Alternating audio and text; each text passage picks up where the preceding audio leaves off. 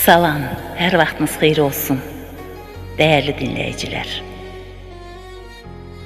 Torpaqlarımızda ermənilərin işğalçılıq müharibəsinin başladığı illərdə ailəsi ilə birlikdə Rusiyanın Volqograd şəhərində yaşayan, erməni manqurtlarının Azərbaycanda işğalçılıq siyasətindən xəbər tutduqdan sonra Rus ordusu sıralarında Kazan şəhərindəki bir aylıq hərbi xidmətini yarımçıq saxlayaraq, elə hərbi geyimdə, pulsuz parasız yük maşınlarından birinə əyləşib, min bir əziyyətlə Azərbaycana gələn,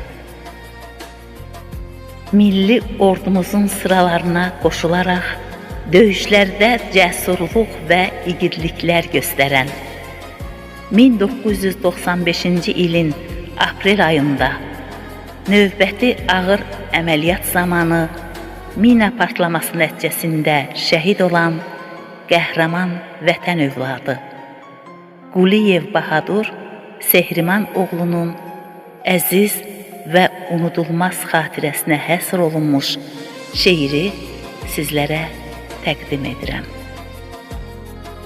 Şeirin müəllifi Xuraman Zakir qızı.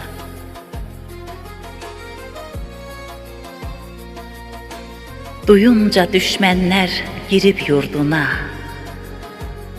yadlar xalqımızı salıb qırğına,